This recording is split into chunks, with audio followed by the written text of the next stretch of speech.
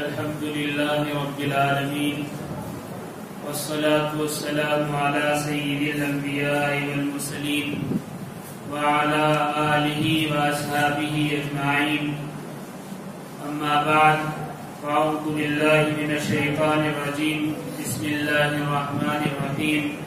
واعلموا أنما أموالكم وأولادكم فتنة وأن الله عنده أجر عظيم. صدق اللہ العلی العظیم. محترم حضرات، آج میں نے آپ کے سامنے ایک چھوٹی سی آیت تلاوت کی ہے جس میں اللہ رب العزت انسان کو بتا رہے ہیں کہ تمہارے مال اور تمہاری اولاد فتنہ ہے. فتنے سے یہاں مراد آزمائش ہے. اللہ رب العزت ارشاد فرما رہے ہیں وَاعْلَمُوا أَنَّمَا أَمْوَالُكُمْ وَأَوْلَادُكُمْ فِتْنَةٌ. جان لو کہ تمہارے مال اور تمہاری اولادیں فتنہ ہیں، یعنی آزمائش ہیں. اور پھر آگے ارشاد فرما دیا وَأَنَّ اللَّهَ عِنْدَهُ أَجْرٌ عَظِيمٌ. اور یہ بھی جان لو کہ اللہ رب العزت کے یہاں بڑا اجر و ثواب ہے.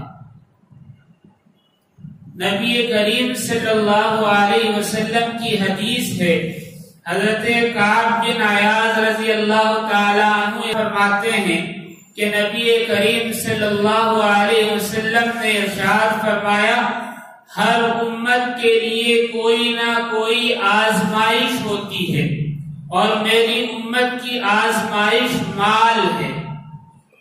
ایک اور جگہ نبی کریم صلی اللہ علیہ وسلم نے ارشاد فرمایا مجھے تمہاری تنگی کا خوف نہیں ہے، یعنی تمہارے پاس مال کم ہو جائے اس بات کا ڈر نہیں ہے، مجھے اس بات کا خوف ہے کہ تم پر دنیا وسیع کر دی جائے گی، یعنی مال کی فراوانی ہوگی. اس سے نبی کریم صلی اللہ علیہ وسلم نے ڈرایا ہے. بہرحال یہاں فتنہ یعنی آزمائش جو بیان کیا گیا ہے اس سے کیا مراد ہے؟ ایک طریقے سے تو یہ ہے کہ آدمی جو مال کما رہا ہے یہ آزمائش ہے کہ حلال ہے یا حرام. اگر وہ حلال کو اختیار کرتا ہے تو اس آزمائش میں کامیاب ہے، اور اگر حرام مال کو اختیار کرتا ہے تو اس آزمائش میں ناکام ہے. روز قیامت اس کی سزا اسے ضرور دی جائے گی.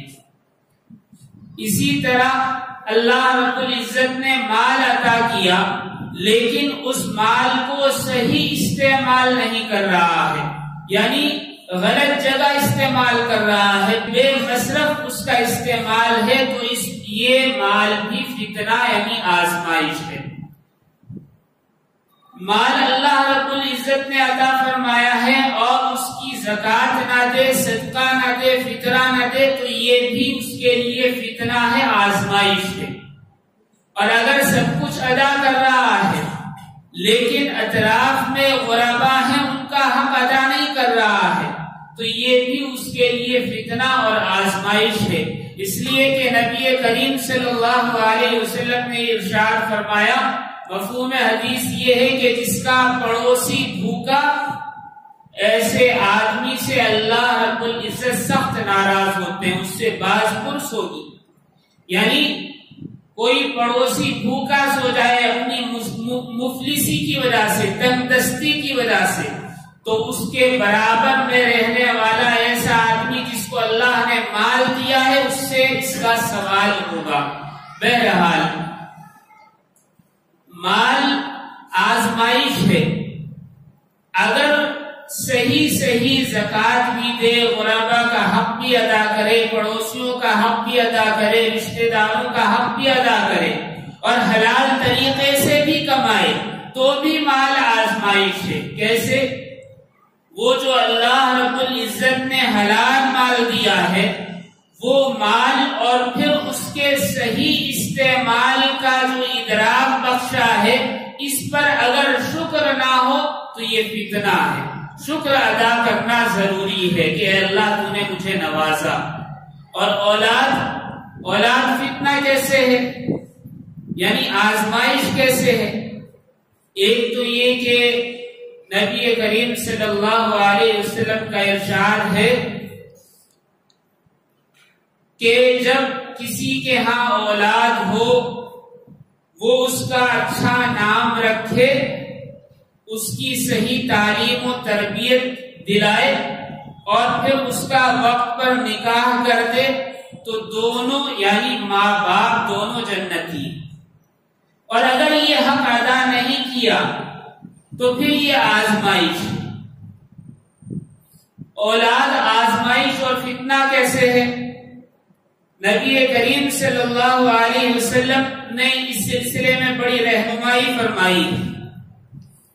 اولاد کی محبت میں انسان ایسا غرق ہو جاتا ہے کہ اسے فرائض کا لحاظ نہیں ہوتا، تو یہ بھی فتنہ ہے، یعنی آزمائش ہے۔ فرض نماز کا وقت نکل گیا، بچوں میں کھیل رہا ہے، بچوں سے ہنسی مذاق کر رہا ہے، یا بچوں کی بے جا فرمائشیں چاہے وہ جائز ہو ناجائز ان کے پورا کرنے میں لگا ہے تو یہ بھی فتنہ ہے۔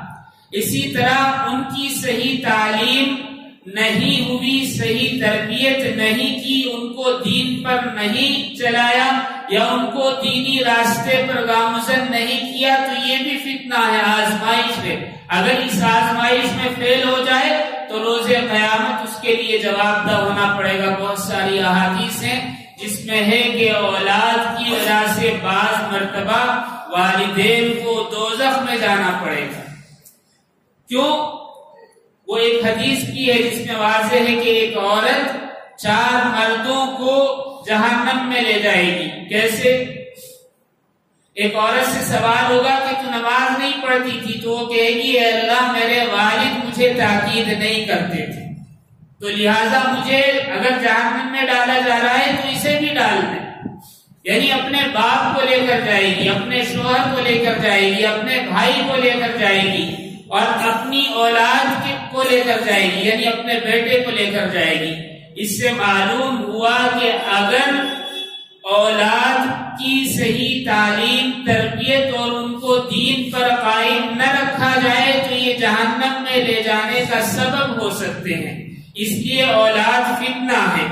نبی کریم صلی اللہ علیہ وسلم بچوں سے بے انتہا محبت فرماتے تھے، ان کو پیار کرتے، چومتے، کاندھے پر بٹھا لیتے۔ بہت ساری احادیث میں آیا ہے کہ حضرات حسنین نبی کریم صلی اللہ علیہ وسلم پر کی کمر پر سوار ہو جاتے جب آپ سجدے کی حالت میں ہوتے، لیکن آپ سجدے کو لمبا کر دیتے، ان کو نہیں ہٹاتے تھے۔ تو یہ آپ صلی اللہ علیہ وسلم کی اولاد سے محبت ہے، لیکن اس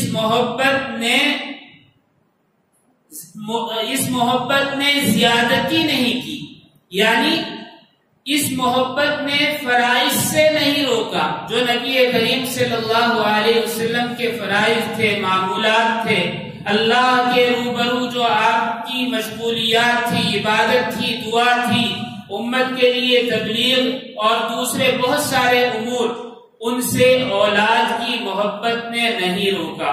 بہرحال نبی کریم صلی اللہ علیہ وسلم نے عملی طور پر بتایا ہے کہ اولاد سے محبت کس طرح کی جائے اور کس حد تک کی جائے۔ حد کے اندر رہنا چاہیے، حد سے تجاوز نہیں کرنا چاہیے۔ مدینے میں ایک سردار تھا اقرا بن حابس، اس نے نبی کریم صلی اللہ علیہ وسلم کو دیکھا کہ آپ بچوں کو پیار کر رہے ہیں، تو اس نے کہا کہ میرے 10 بیٹے ہیں اور میں نے کبھی ان کو پیار نہیں کیا۔ تو نبی کریم صلی اللہ علیہ وسلم نے سنا تو فرمایا جو کسی پر رحم نہ کرے اس پر رحم نہیں کیا جاتا۔ یعنی پیار کرنا بھی ضروری ہے بچوں کو، لیکن حد سے ایسا تجاوز نہ کرے جس سے فرائض بھول جائے اور اللہ کی نافرمانی ہو۔ اگر ایسا نہیں کر رہا ہے تو یقیناً پھر وہ اس آزمائش میں پورا اتر رہا ہے اور کامیاب ہے، اور روز قیامت اس کو اس کا بھرپور بدلہ دیا جائے گا، جیسا کہ نبی کریم صلی اللہ علیہ وسلم کی حدیث ہے، جس کے ہاں اولاد ہو وہ اس کے کان میں اذان اقامت پڑھے اور اس کا اچھا نام رکھے، اچھی تعلیم دلائے اور اچھی جگہ نکاح کر دے تو دونوں جنتی ہیں۔ یہ تو دنیا میں ہے، اور پھر آخرت میں اس کا کیا اجر و ثواب ہوگا وہ الگ ہے۔ بہت ساری احادیث میں آتا ہے کہ جب اولاد نیک ہوتی ہے تو والدین کے گزرنے کے بعد ان کے لیے صدقہ جاریہ ہو جاتی ہے اسی دنیا میں، اور پھر روز قیامت وہ والدین کی مغفرت کا سبب بھی ہوگی، جیسا کہ دیندار بچے یا جو بچے کم سنی میں فوت ہو گئے، اللہ رب العزت ان سے کہیں گے کہ جنت میں جاؤ، وہ کہیں گے کہ نہیں، جب تک والدین کو ہمارے ساتھ نہیں بھیجیں گے ہم جنت میں نہیں جائیں گے۔ یہ وہاں بدلہ ہے، اور اس کے علاوہ اللہ رب العزت کیا کیا عطا فرمائے وہ وہاں جا کر معلوم ہوگا، یہاں سے اندازہ نہیں کیا جا سکتا۔ بہرحال ایک عجیب و غریب واقعہ سنا دوں۔ حضرت عمر فاروق رضی اللہ تعالیٰ عنہ کا جب دور آیا تو ایک مرتبہ مسجد نبوی میں حضرت عمر فاروق اور حضرت علی رضی اللہ تعالیٰ عنہ بیٹھے ہوئے تھے۔ برابر میں ایک آدمی بیٹھا ہوا تھا، لمبے قد کا، دبلا پتلا، جس کی آنکھیں اندر کو دھسی ہوئی جیسے کہ رات بھر جاگتا ہو اور ذکر و اذکار میں مشغول ہے۔ حضرت عمر رضی اللہ تعالیٰ عنہ نے اس کو دیکھا اور دیکھ کر پوچھا کہ تمہاری صبح کیسی گزری، یعنی اس کی خیریت معلوم تھی۔ یہ عربوں کا ایک انداز ہوتا ہے، جیسے ہم پوچھتے ہیں کہ کیسے ہیں، اچھے ہیں یا نہیں، اس طرح عرب پوچھتے ہیں صبح کیسی گزری، شام کیسی گزری۔ تو اس نے کہا کہ میری صبح جو ہے ایسی گزرتی ہے کہ فتنے کو پسند کرتا ہوں، فتنے کو پسند کرتا ہوں اور حق بات کو ناپسند کرتا ہوں۔ اور پھر کہا کہ بغیر وضو کے نماز پڑھتا ہوں۔ اور پھر اس نے کہا کہ میرے لیے زمین میں وہ ہے جو آسمانوں میں اللہ کے لیے نہیں ہے۔ جیسے ہی اس نے چار باتیں کہی، حضرت عمر فاروق کا پارا چڑھ گیا، جوش سے اٹھے اور کہا کہ میں تجھے بتاتا ہوں، تو تو باغی ہے، اللہ کا باغی ہے، اور اسے مارنے کے لیے دوڑے۔ پیچھے سے حضرت علی رضی اللہ تعالیٰ عنہ نے کہا کہ رکیں، اے امیر المومنین، رک جائیے، وہ صحیح تو کہہ رہا ہے۔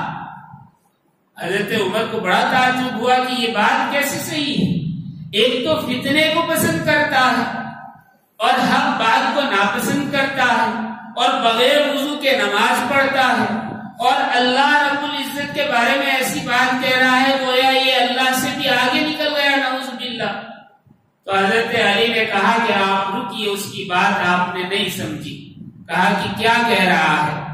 کہا کہ یہ کہہ رہا ہے کہ فتنے کو پسند کرتا ہوں، یعنی قرآن کریم نے اولاد کو فتنہ کہا ہے، آزمائش کہا ہے، تو یہ کہہ رہا ہے کہ میں اولاد کو پسند کرتا ہوں، ان سے محبت کرتا ہوں۔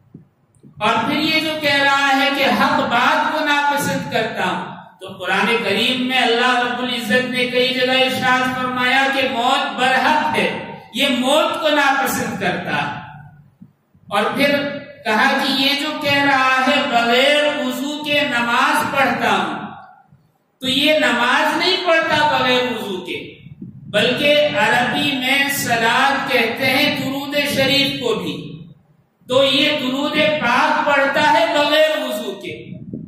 تو لہذا یہ اصل یعنی نماز بغیر وضو کے نہیں پڑھتا، یعنی درود شریف پڑھتا ہے بغیر وضو۔ حضرت علی رضی اللہ تعالیٰ عنہ نے کہا کہ یہ جو کہہ رہا ہے کہ میرے لیے زمین میں وہ ہے جو آسمانوں میں اللہ کے لیے نہیں ہے، اس سے مراد اس کے بیوی بچے ہیں، یعنی اللہ کے تو بیوی بچے ہو ہی نہیں سکتے، نہ ہیں نہ کبھی ہوں گے، اللہ کا کوئی رشتہ دار نہیں، تو رشتہ داری بیوی بچے زمین میں اس کے لیے ہیں، اللہ کے لیے نہیں ہے۔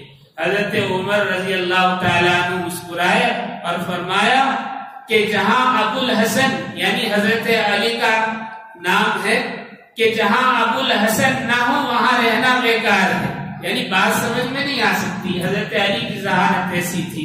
بہرحال اس واقعے سے بھی معلوم ہوا کہ اولاد فتنہ ہے، آزمائش ہے، شرط یہ ہے کہ اس آزمائش میں پورے اتر جائیں تو پھر آخر میں جو کہا گیا ہے وَأَنَّ اللَّهَ عِنْدَهُ أَجْرٌ عَظِيمٌ کہ یہ بھی جان لو کہ اللہ رب العزت کے یہاں بہت زیادہ اس کا بدلہ ہے، تو وہ اسی وقت ممکن ہے جب اس آزمائش میں پورے اترے۔ اللہ تعالی ہم سب کو کہنے سننے سے زیادہ عمل کی توفیق عطا فرمائے۔ وآخر دعوانا ان الحمد للہ رب العالمین۔